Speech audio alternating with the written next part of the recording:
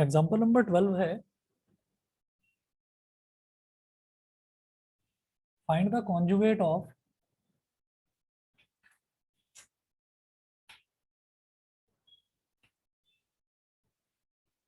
find the conjugate of 3 minus 2i into 2 plus 3i.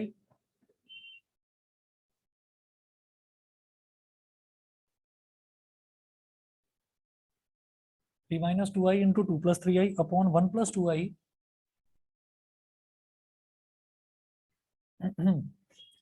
multiplied by 2 minus I.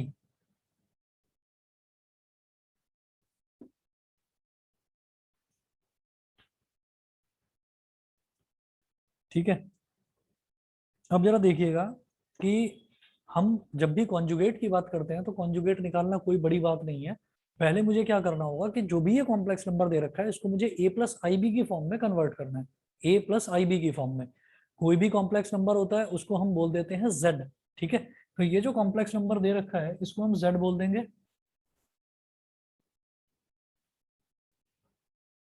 z is equal to, और expand करना शुरू करो, 3 2 जा 6 और 3 3 जा 9, तो 3 2 जा 6 plus 9i minus 2i into 2 कितना हो गया, माइनस का 4i minus 2i into plus का 3i माइनस 2 इंटू 3 क्या हो गया, माइनस 6 और i into I square minus 6i square upon normal multiplication है जैसे हम एक्सपेंड किया करते हैं वैसे ही। फिर डिनोमिनेटर को देखिए तो 1 इंटू 2 कितना हो गया 2, 1 इंटू माइनस आई हो गया माइनस आई, 2i इंटू 2 हो गया प्लस का 4i और 2i इंटू माइनस आई हो गया माइनस का 2i स्क्वायर। ठीक है, z इज इक्वल टू हो गया, अब इसको देखिएगा आप, ये 6 हो गया और बेटा आई स्क्वायर होता है -1, तो -1 इंटू -6 हो जाएगा प्लस का 6, तो 6 प्लस 6 और 9i माइनस 4i कितना हो जाएगा, प्लस का 5i अपॉन डिनोमिनेटर में देखिए ये 2 है और आई स्क्वायर की वैल्यू होती है -1, -1 इंटू -2 हो जाएगा प्लस का 2, तो इसको मैं लिख दूंगा प्लस का 2 और प्लस का 4i माइनस आई हो जाएगा प्लस का 3i। ये हो गया इज इक्वल टू क्या हो जाएगा, 6 प्लस 6 हो गया 12 प्लस 5i अपॉन डिनोमिनेटर में 2 प्लस 2 कितना हो गया 4 प्लस 3i। ये हो गया। अब मैं अभी भी ये a प्लस आई बी की फॉर्म में नहीं आया, तो मुझे उसमें कन्वर्ट करने के लिए क्या करना होता है कि जो ये डिनोमिनेटर है ना, इस डिनोमिनेटर को रैशनलाइज करना होता है। तो जब 4 प्लस 3i नीचे दे रखा है तो आप 4 माइनस 3i से ऊपर भी और नीचे भी मल्टीप्लाई कर देंगे।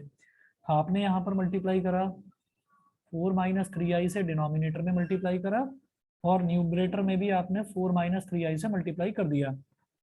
तो z देखिएगा, z की वैल्यू क्या आ जाएगी 12। अब इसको एक्सपैंड करें तो 12 4 जा 48, 48 हो गया। फिर 12 3 जा 36 विद माइनस साइन और आई, तो माइनस का 36i। फिर 5i इंटू 4 प्लस का 20i और 5i इंटू माइनस 3i, तो minus 15i square, minus 15i square. अब डिनोमिनेटर में देखिएगा 4 plus 3i into 4 minus 3i। याद रखना जब भी a plus I B into A minus I B होता है तो उसको A square plus B square लिख सकते हैं, डायरेक्ट लिखा जा सकता है। ठीक, लेकिन फिर भी मैं एक स्टेप करके दिखा देता हूँ। यहाँ पर a plus B into A minus B क्या होता है हमारे हिसाब से, A square minus B square. तो देखिए 4 स्क्वायर माइनस 3i का स्क्वायर, ये हो गया। ठीक है, अब आप देखेंगे आगे z इज इक्वल टू, ये तो है 48 और आई स्क्वायर की वैल्यू होती है -1, -1 इंटू -15 क्या हो गया, +15, तो 48 प्लस 15 माइनस 36 प्लस 20 कितना हो जाएगा, माइनस का 16i। डिनोमिनेटर में 4 का स्क्वायर क्या हो गया 16 और ये माइनस का साइन है और 3 का स्क्वायर क्या हो गया 9 और ये हो गया आई स्क्वायर। ठीक है, तो अब आप ये देखोगे कि आई स्क्वायर की वैल्यू -1 होती है, -1 इंटू -9 +9 बन जाएगा। तो कुल मिलाकर क्या हो गया, 4 का स्क्वायर प्लस 3 का स्क्वायर ही तो हो गया, 16 प्लस 9 ही तो हो गया। ठीक है, तो याद रखें आई स्क्वायर की वैल्यू -1 होती है, आई स्क्वायर -1 होता है। ठीक है, अब जरा देखिएगा कि यहाँ से आगे हम कहाँ पहुंचेंगे, 48 प्लस 15 कितना हो जाएगा 63। ठीक है, तो z की वैल्यू क्या हो गई आई होता है आयोटा, एक इमेजिनरी टर्म, इसको आयोटा बोल देते हैं, इसकी वैल्यू होती है √-1। तो मैं लिख रहा हूँ आई की वैल्यू √-1। अब अगर इसको एक आई और मल्टीप्लाई कर दो तो ये आई² हो गया। तो -1 का √-1 का रूट क्या हो गया -1। और i³ की वैल्यू होती है -i, और i की पावर 4 की वैल्यू होती है +1। ये 4 वैल्यूज हैं, बस इन 4 के अलावा मुझे किसी वैल्यू की जरूरत पड़ेगी नहीं, ठीक है। और अब जो हम पोर्शन कर रहे हैं इसमें आप देख लीजिए सिर्फ i² की ही जरूरत हमको पड़ने वाली है। यहां तक सभी को क्लियर है? z इज इक्वल टू हो गया 63 - 16i, और अपॉन में ये है i² की वैल्यू -1, -1 इंटू -9 हो गया +9, तो 16 + 9। हाँ सेपरेट करके लिख दूंगा 63/25 plus i into sorry -i into 16/25, ठीक है। तो यहां पर देखिए ये जो अब आ गया a + ib वाली टर्म में आ गया, क्या डिनोमिनेटर में 16 और -9 था, और i² की वैल्यू होती है -1, तो -1 इंटू -9 +9 हो गया, तो 16 + 9 आ गया इस तरह से, ठीक है।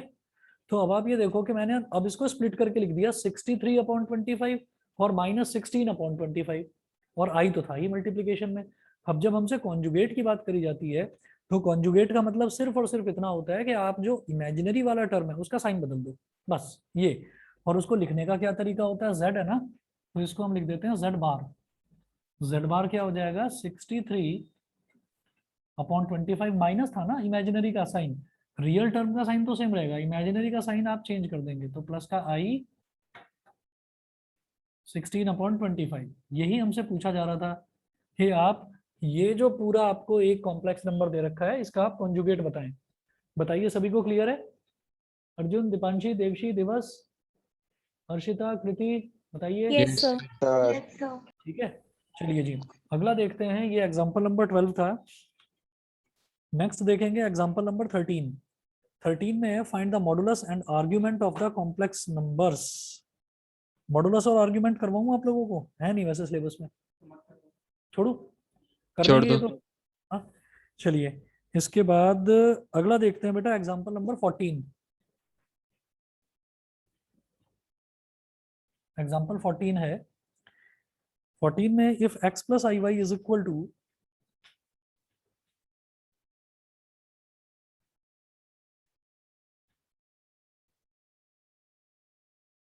if x + iy is equal to a + ib upon a - ib,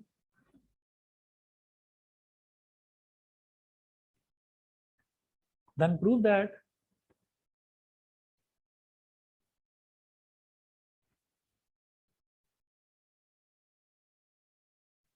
x² + y² is equal to 1।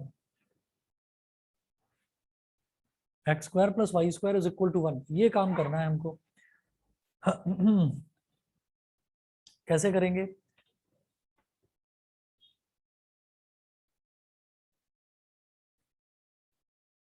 वैसे तो बड़ा लंबा प्रोसेस है, लेकिन क्या है कि पेपर क्योंकि एमसीक्यू आएगा, इसका कॉम्प्लेक्स नंबर का भी पेपर एमसीक्यू आएगा, बहुत सस्ता आपको शॉर्टकट बता रहा हूँ, देखिएगा। हम क्या करेंगे, जैसे ना ऐसे करते हैं स्क्वायरिंग बोथ साइड्स, और या फिर क्यूब रूटिंग बोथ साइड्स, या स्क्वायर रूटिंग बोथ साइड्स, ऐसे ही एक टर्म नोट कर लो कॉन्जुगेटिंग बोथ साइड्स, ठीक है। हम यहाँ लिखेंगे गिवन, सब्जेक्टिव होता तो इसकी लंबी कहानी बताता मैं, उसकी जरूरत नहीं है।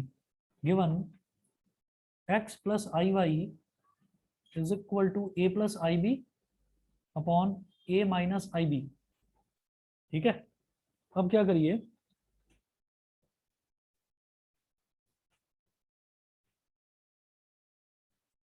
कॉन्जुगेट का मतलब क्या होता है, हमें आई वाले का साइन बदल देना है, बस सिर्फ आई वाले का साइन बदल देना है।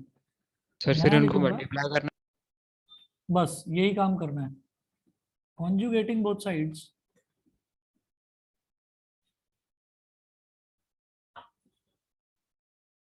और ये मत समझना कि ये कोई मैं आपको गलत मेथड बता रहा हूँ, ये जो मेथड है जो कॉम्पिटिटिव एग्जाम में यही मेथड यूज किया जाता है, ठीक है।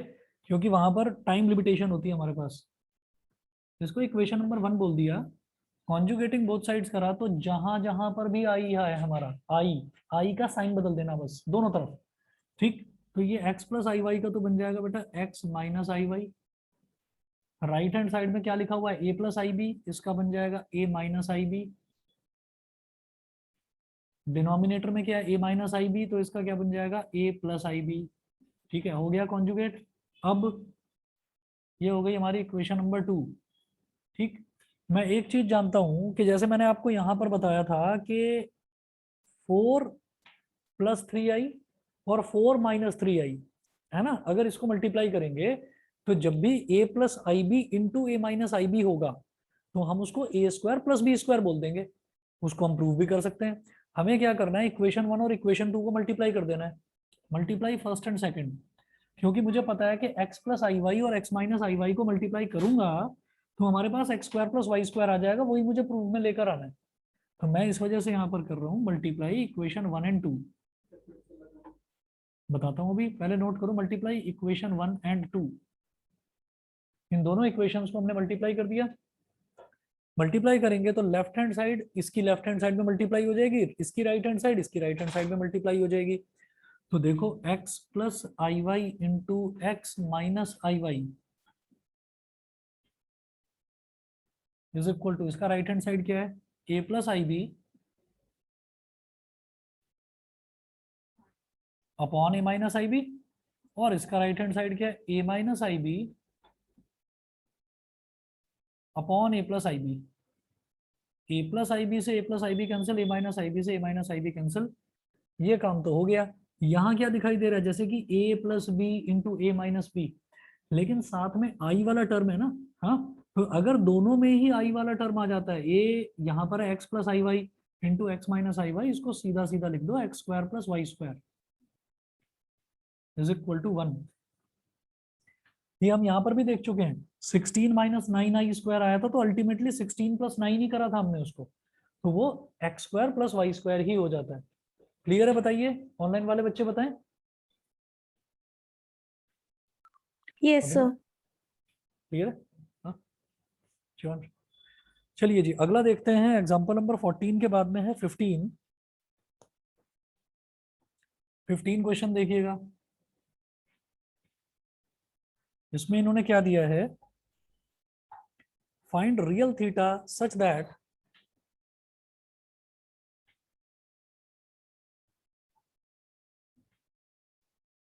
find real theta such that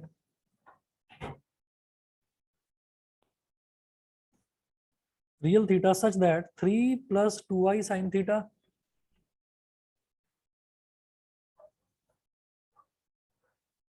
3 + 2i sin theta upon 1 - 2i sin theta 1 - 2i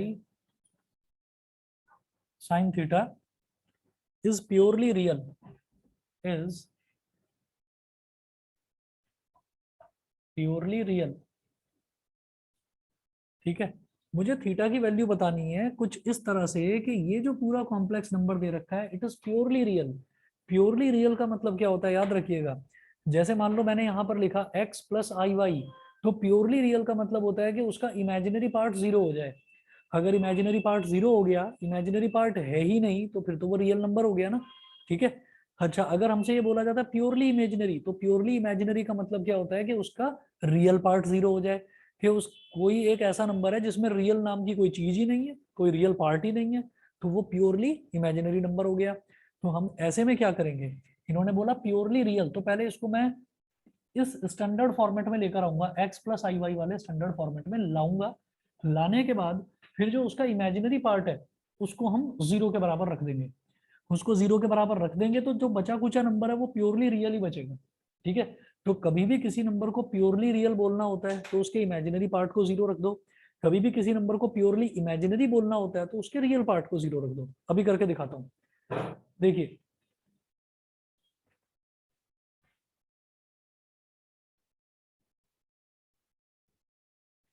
जो भी कॉम्प्लेक्स नंबर होता है उसको हम z से रिप्रेजेंट करते हैं।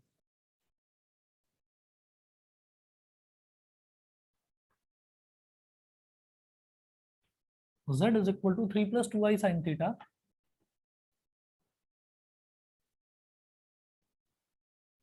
Upon 1 - 2i sin theta. ठीक है, स्टैंडर्ड फॉर्मेट में लाने के लिए मुझे न्यूमरेटर देखने की जरूरत नहीं होती, सिर्फ और सिर्फ डिनोमिनेटर पर फोकस करता हूँ। न्यूमरेटर में दुनिया जहान की कोई भी चीज लिखी हो, हमें सिर्फ डिनोमिनेटर का ध्यान देना है। डिनोमिनेटर का कॉन्जुगेट से मल्टीप्लीकेशन कर देते हैं बस, ऊपर और नीचे, जिसको हम रैशनलाइजेशन बोलते हैं। तो क्या करेंगे, ये 1 - 2i sin थीटा है, तो हम नीचे भी 1 + 2i sin थीटा से मल्टीप्लाई कर देंगे। 1 + 2i sin थीटा से नीचे भी मल्टीप्लाई करेंगे। कोई भी, जैसे मान लीजिए कोई एंगल होता है ना, उसको हम थीटा मान लेते हैं, तो इसी तरीके से कॉम्प्लेक्स नंबर को हम जेड मानते हैं। स्टैंडर्ड नोटेशन है, चली आ रही है सदियों से। आप कुछ और मान लो, कोई फर्क नहीं पड़ता, तो जेड है। ठीक है, तो 1 + 2i sin थीटा। अब देखिएगा, ये जो z है, यहां पर मैं क्या करूंगा, देखो न्यूमरेटर वाले को तो मुझे प्रॉपर तरीके से एक्सपेंड करना पड़ेगा। डिनोमिनेटर में हमारे पास एक चीज है कि a + ib into a - ib क्या होता है, a² + b² होता है। ठीक है, a + ib into a - ib। हम अपने कुछ स्टेप्स बचाने के लिए ये शॉर्टकट बता रहा हूँ कि सीधा a² + b² लिखना है इसको। ये सीधा a² + b² होता है। तो क्या करना है आपको, ये आई वाला हटा दो, बस आई हटा दो, a का स्क्वायर कर दो और b का स्क्वायर कर दो, दोनों को ऐड कर दो। तो ऐसे ही इसमें से आई हटा दो, 1 का स्क्वायर कर दो डिनोमिनेटर में, और प्लस 2 sin थीटा का स्क्वायर कर दो।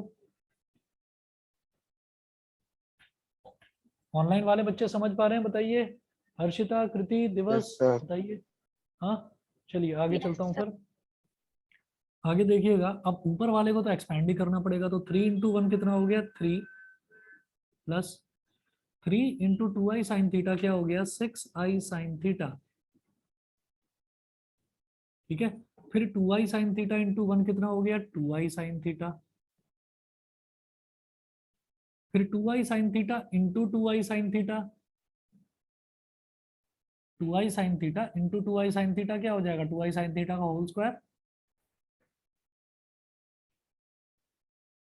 तो प्लस का 4i² sin square theta.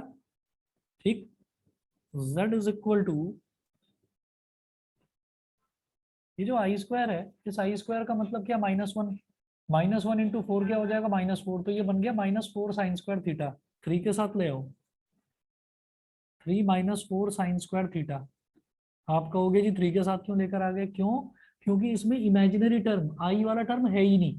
i² था ना, i² -1 होता है, तो वो -4 sin स्क्वायर थीटा बन गया। तो ये पूरा का पूरा रियल पार्ट है।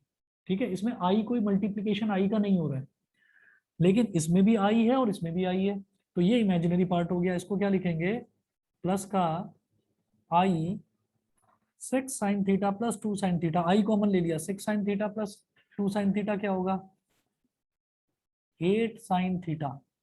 मेरी बात समझ में आ गई, या सीधा देखो 6i sin theta plus 2i sin theta, 8i sin theta, i को अलग लिख लिया बस इन दोनों में। हाँ, जिसमें आई नहीं था, आई वाले जिनमें आई नहीं था उनको अलग लिख लिया, और जिनमें आई था उसको एक साथ लिख लिया। आई वाले ये दो टर्म्स थे, 6i sin थीटा और 2i sin थीटा, तो ऐड हो गया, क्या बन गया, 8i। ये वाला ना, हाँ, ये i² है, तो i² -1 बन जाता है, तो -1 इंटू 4, -4 बन गया, -4 sin स्क्वायर थीटा। तो अब इसमें से आई वाली टर्म तो हट गई ना, इसलिए। ठीक है, चले आगे। अपॉन डिनोमिनेटर में 1 का स्क्वायर का मतलब 1, 2 का स्क्वायर 4, और साइन थीटा का स्क्वायर साइन स्क्वायर थीटा। कोई प्रॉब्लम नहीं है, डिनोमिनेटर में आई वाली टर्म नहीं होनी चाहिए, वो नहीं है, हट गई। अब स्प्लिट करो, z is equal to 3 - 4 sine square theta upon 1 + 4 sine square theta plus I into 8 sine theta upon 1 + 4 sine square theta. अच्छा, अब इन्होंने बोला फाइंड रियल थीटा, मुझे थीटा की वैल्यू निकालनी है सच दैट ये जो कॉम्प्लेक्स नंबर है इट इज प्योरली रियल, ये प्योरली रियल होना चाहिए, मतलब इसमें इमेजिनरी पार्ट होना ही नहीं चाहिए। तो क्या कर दो, इस इमेजिनरी पार्ट को आपको जीरो के बराबर रख देना है। ठीक है, तो हम ये कहेंगे for Z to be purely real,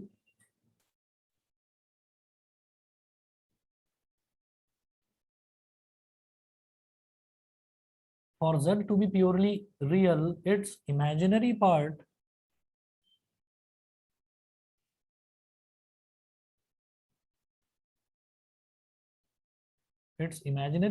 must be zero. Imaginary part zero के बराबर होना चाहिए, आगे कर रहा हूं उस तरफ।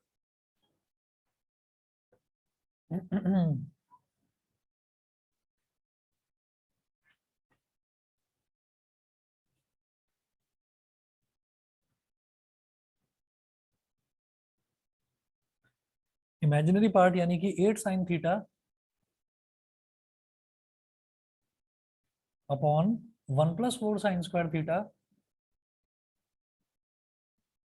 Must be equal to zero. चलो जी, डिनोमिनेटर कितना भी बढ़ाओ जीरो से मल्टीप्लाई होकर जीरो बन जाएगा। तो 8 sine theta is equal to zero. अब ये जो 8 है ये यहाँ मल्टीप्लाई हो रहा है, इधर जीरो के नीचे चला जाएगा, जीरो अपॉन 8 क्या होता है, zero. Sine theta is equal to zero. तो देखिए, अगर हमने ट्रिग्नोमेट्री पढ़ नहीं रखी है तो हम तो सीधा सीधा बोलेंगे sine theta is equal to zero का मतलब है theta is equal to 0 degree होता है। लेकिन हमें ये ध्यान रखना चाहिए कि पाई के जितने भी मल्टीपल्स होते हैं वो सारे साइन में पाई के जितने भी मल्टीपल्स होते हैं सब जीरो होता है। साइन जीरो वो भी जीरो होगा, साइन पाई भी जीरो, 2 पाई भी जीरो, 3 पाई, 4 पाई, 5 पाई, 6 पाई सब जीरो होते हैं। तो अगर sine theta is equal to zero है तो it implies that theta is equal to n pi, where n is equal to 0 1 2 3 dot dot dot. बस, ठीक है। ये सिर्फ ये नहीं आया होगा समझ में, है ना, ये रटने वाली चीज है, रट लो इसको। ट्रिग्नोमेट्रिक इक्वेशन अभी आप में से किसी ने भी नहीं करी है, तो मैं उसमें नहीं जाना चाह रहा अभी। ठीक है, वो आपसे डिटेल में पूछा भी नहीं जाएगा, क्योंकि टर्म वन में वो है नहीं अभी। तो कोई प्रॉब्लम नहीं है, कोई प्रॉब्लम नहीं है, लेकिन ध्यान रखना अगर एमसीक्यू में theta is equal to n pi दे रखा हो तो एन पाई लिखना, तो एन पाई लिखना। नहीं तो खैर अगर स्कूल में ही पेपर चेक होंगे तो आप कह सकते हैं कि हमको ट्रिग्नोमेट्री करवाया नहीं गया। ठीक है ना, ट्रिग्नोमेट्री इक्वेशन करवाया नहीं गया होगा अभी। ट्रिग्नोमेट्रिक इक्वेशन हो गया तो फिर पूछ क्यों रहे हो। जब sine theta is equal to zero होता है तो उसका सॉल्यूशन होता है ये theta is equal to n pi, बस याद रखिए। ठीक है, n pi, n into pi, n क्या है 0 1 2 3 4 कुछ भी, करवाऊंगा डिटेल में इसको।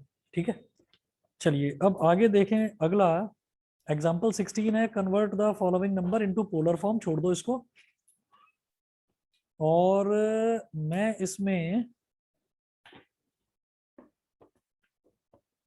सर पोलर फॉर्म हट गया सिलेबस से? जी हैं, ठीक है तो करवाते हैं अभी।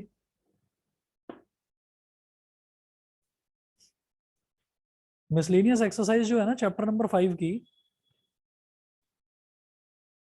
शुरुआत के क्वेश्चन तो आप लोग कर लोगे, क्वाड्रेटिक इक्वेशन वाले हैं। मैं आ रहा हूँ जरा लास्ट वाले क्वेश्चंस पर आ रहा हूँ। लास्ट वाले क्वेश्चन बड़े स्टैंडर्ड के हैं। तो टोटल 20 क्वेश्चन है, तो मैं 20वें से कर रहा हूँ स्टार्ट। मल्टीटास्किंग हो जाती है। अच्छा, चलिए मैं क्वेश्चन नंबर 20 पर आ रहा हूँ। मिसलेनियस एक्सरसाइज का उल्टा चल रहा है डिक्रीजिंग ऑर्डर में। मिसलेनियस एक्सरसाइज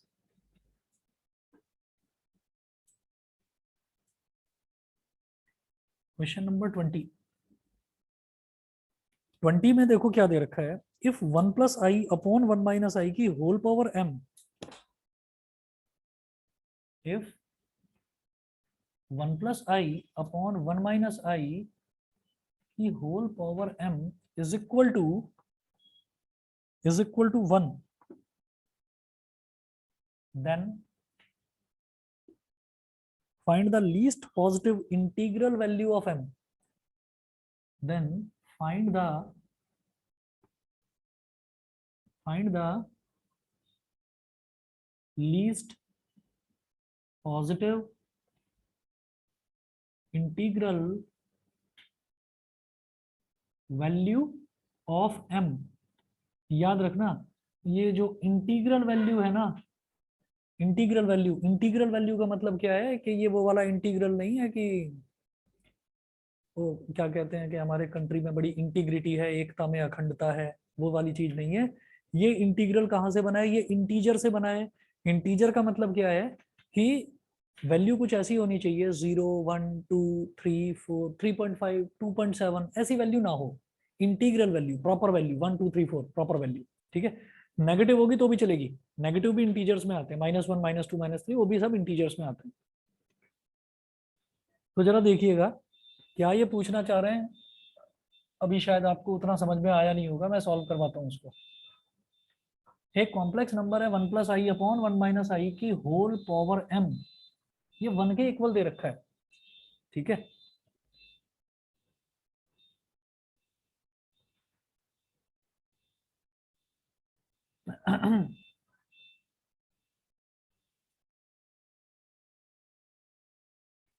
डिनोमिनेटर में से i हटाना है पहले तो मेरे को, तो मैं क्या करूंगा, इसमें ऐसा लिखेंगे 1 + i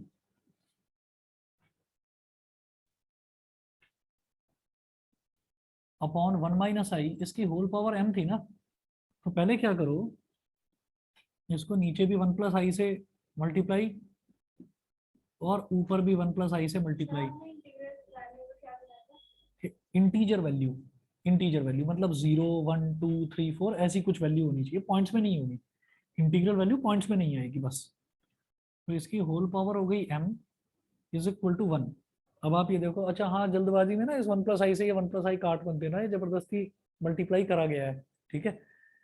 तो 1 - i इंटू 1 + i किस लिए करा गया है, ताकि नीचे से i वाला टर्म हट जाए, ठीक। तो ये क्या हो जाएगा, ऊपर तो आ गया बेटा 1 + i का होल स्क्वायर, चलो होल स्क्वायर से अभी निपटते हैं।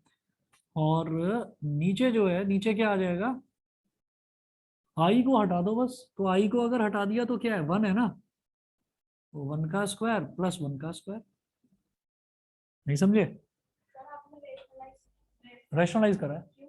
रैशनलाइज इस वजह से करते हैं हम, कभी भी अगर डिनोमिनेटर में, जैसे हम ये देखते थे ना कि अंडर रूट वाली टर्म ना मिले हमको डिनोमिनेटर में, उसी तरीके से आई वाली टर्म ना मिले डिनोमिनेटर में, इसलिए करते थे, ठीक है। तो आप ये देखो कि आई के साथ क्या मल्टीप्लाई हो रहा है यहाँ पर 1, तो a + ib into a - ib क्या था, a² + b²। तो यहाँ पर मेरे लिए a क्या है 1 और b क्या है मेरे लिए 1 ही है, तो 1 का स्क्वायर प्लस 1², ये हो गया।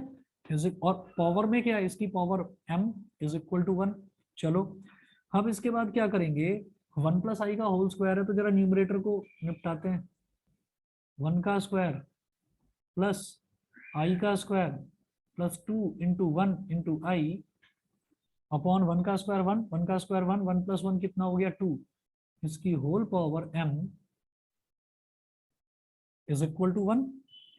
अब देखिएगा ऊपर मैंने क्या करा, a + b का होल स्क्वायर आइडेंटिटी एक्सपैंड करिए। तो 1 का स्क्वायर तो होता है 1, i का स्क्वायर होता है -1 और ये हो गया 2i प्लस का 2i सॉरी, और अपॉन में 2 और इसकी whole power m is equal to 1। -1 + 1 cancel out हो गया, 2i अपॉन 2 बचा, 2i अपॉन 2 की whole power m is equal to 1। 2 से 2 कट गया, ठीक है, 2 से 2 कट गया। अब क्या करें, इधर बचा है बेटा i की पावर m और इधर है 1। 1 क्या होता है, i की पावर 4 होता है ना 1, है ना। तो m is equal to 4, m is equal to 4। इस 1 को, 1 एक ऐसी बढ़िया चीज है कि 1 को मैंने क्यों रोक रखा था, क्योंकि यहाँ पावर में m दे रखा है। मैं चाहूं तो यहाँ पर 1 की पावर m भी लिख सकता हूँ। 1 की पावर कुछ भी करो, पॉजिटिव हो नेगेटिव हो फ्रैक्शन में हो कुछ भी हो, 1 की पावर कुछ भी करो 1 ही रहता है, ठीक। हो सकता है मैं यहाँ पर इसको किसी की भी पावर 0 कर देता, दुनिया में किसी भी नंबर की पावर 0 करो 1 ही आता है, क्योंकि i की पावर, क्योंकि यहाँ पर दे रखा था i की पावर m, है ना, और i की पावर 4 1 होता है, ताकि मैं बेसिस जो है बेसिस को इक्वेट कर सकूं कि दोनों के बेसिस सेम है, तो इसका मतलब इनके एक्सपोनेंट भी सेम होंगे, तो इसका मतलब m इज इक्वल टू 4 हो गया। i की power m is equal to 1 था, और 1 क्या होता है, i की पावर 4, बस। तो m इज इक्वल टू 4 हो गया।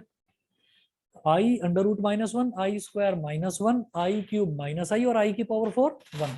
ठीक है, चलिए जी आगे चलते हैं। ऑनलाइन वालों को क्लियर है भाई, बता दीजिए। Yes, sir. चलिए Yes, आगे, sir. ओके ओके, आगे चलते हैं। मेरा मतलब पीछे हटते हैं। Question number 19। तो 19 का भी वही शॉर्टकट पकड़ना, कॉन्जुगेटिंग बोथ साइड्स वाला। तो 19 बेहद आसान है।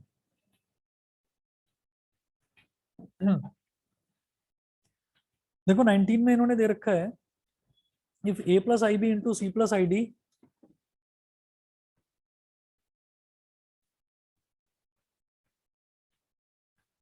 If a plus I B into C plus I D into e plus I F into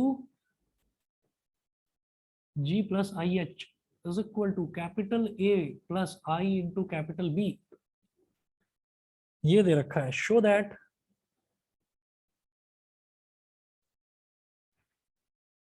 इसको ना इक्वेशन नंबर 1 बोल दिया। Show that a square plus B square into C square plus D square into E square plus F square into G square plus H square is equal to capital A square plus capital B square. ठीक है, ये चीज prove करनी है, इन्होंने बोला है ऐसा प्रूव करने के लिए, तो आपको समझ में आ गया होगा। Conjugating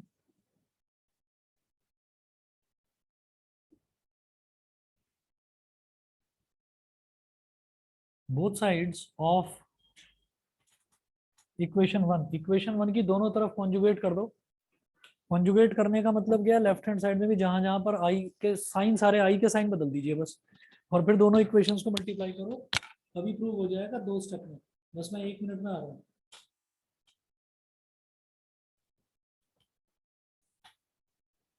find the number of non zero integral solutions, मतलब जीरो नहीं होना चाहिए, non zero integral solutions of the equation. Question number 18 देखिएगा।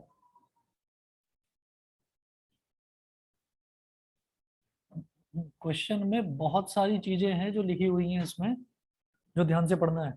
Find the number of non integral solution. वो नॉन इंटीग्रल सॉल्यूशन नहीं पूछ रहे, नॉन इंटीग्रल सॉल्यूशन की काउंटिंग पूछ रहे हैं कि number of non integral solutions. तो find the number of non integral,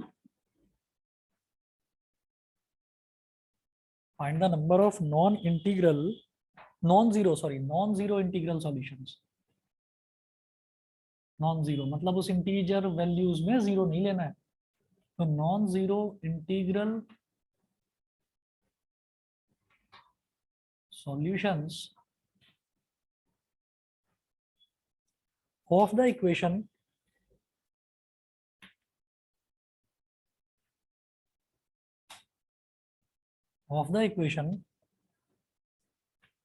modulus of 1 minus i की whole power x, modulus of 1 minus i की whole power x is equal to 2 की power x.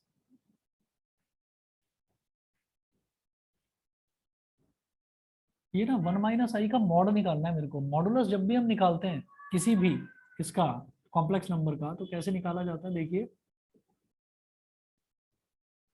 Real part का square plus imaginary part का square.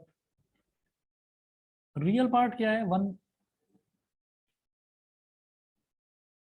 और imaginary part क्या है -1, तो plus -1 का स्क्वायर और इसका अंडर रूट। ठीक है, ये होता है मॉडुलस। मॉडुलस क्या होता है कि 1 माइनस आई का मॉडुलस निकालना है। तो मॉडुलस क्या होता है, जो भी रियल नंबर है, रियल नंबर क्या दे रखा है 1, इमेजिनरी नंबर क्या है, आई के साथ मल्टीप्लाई जो होता है नंबर, उसको इमेजिनरी नंबर बोल देते हैं। तो आई के साथ मल्टीप्लाई हो रहा है -1, तो 1 का स्क्वायर प्लस -1 का स्क्वायर और उसका अंडर रूट, ये मॉडुलस निकालने का फॉर्मूला है। ठीक है, रियल पार्ट का स्क्वायर प्लस इमेजिनरी पार्ट का स्क्वायर और उसका स्क्वायर रूट, और इसकी पावर क्या दे रखी है x, तो पावर x हो गई। मतलब ये मैंने मॉडुलस सॉल्व करा, और मॉडुलस की पावर x, वो तो कॉन्जुगेट में होता है, कॉन्जुगेट में कि भाई 1 प्लस 1 माइनस आई है तो वो 1 प्लस आई हो जाएगा। और मॉडुलस अगर निकालना होगा तो जो हमारा रियल पार्ट है, रियल पार्ट 1 है, इमेजिनरी पार्ट क्या, आई के साथ क्या मल्टीप्लाई हो रहा है इधर, ये -1, जिसके साथ कुछ भी मल्टीप्लाई नहीं होता उसके साथ 1, जिसका कोई नहीं होता उसका भगवान होता है, तो भगवान 1 ही है, समझ गए। तो इसका स्क्वायर और इसका स्क्वायर और उसका अंडर रूट, ठीक है, सही है। तुम यार डिप्रेशन में तो नहीं हो, सब ठीक तो है, समझ में आ रहा है। चलिए इज इक्वल टू 2 की पावर x। अब जरा देखना, 1 का स्क्वायर 1, -1 का स्क्वायर 1, 1 प्लस 1 क्या हो गया 2, ये हो गया अंडर रूट 2 की whole power x is equal to 2 की पावर x। अंडर रूट 2 का मतलब क्या हो गया, 2 की पावर 1/2। ये तो पता है ना, स्क्वायर रूट का मतलब क्या होता है, पावर 1/2, और होल पावर क्या दे रखी है x, तो ये हो गया 2 की पावर x। तो 2 की पावर 1/2 की पावर x, पावर की पावर मल्टीप्लाई हो जाती है, तो 2 की power x upon 2 is equal to 2 की पावर x, ये दे रखा है। हाँ, तो अब बेसिस को इक्वेट कर देंगे तो मैं बोलूंगा x upon 2 is equal to x। x से x काटने की गलती मत करना, x से x काटने की गलती मत करना, क्योंकि x की वैल्यू मुझे निकालनी है, ठीक है।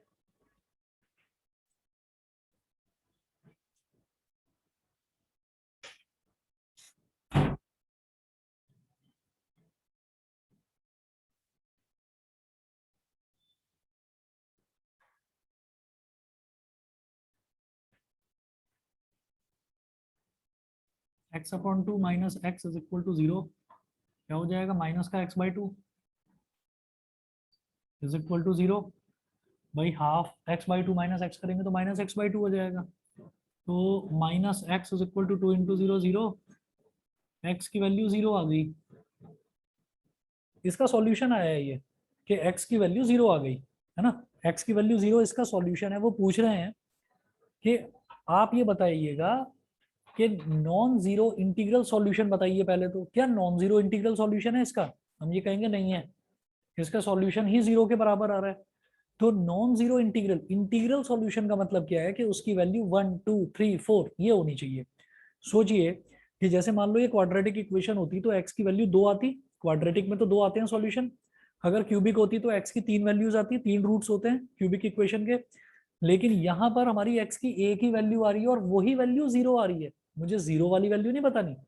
नॉन जीरो इंटीग्रल मतलब इंटीजर्स में से 0 हटा दीजिए, 0 के अलावा क्या कोई सॉल्यूशन है, हम कहेंगे नहीं है। जब कोई सॉल्यूशन ही नहीं है तो number of non integral solution कितने हो गए, 0। तो 0 पता है क्या है, ये x इज इक्वल टू 0 वाला 0 नहीं है।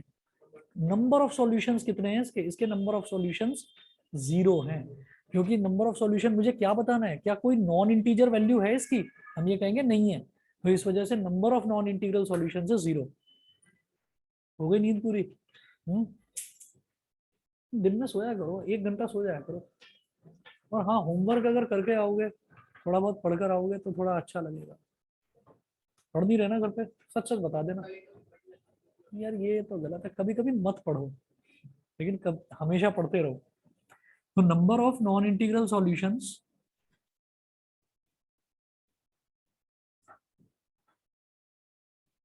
Number of non integral solutions are 0। ऐसा एक भी सॉल्यूशन नहीं है जिसमें x की वैल्यू 0 के अलावा कुछ आ जाए, तो number of non integral solutions जो है वो हमारे 0 हो गए, ठीक है।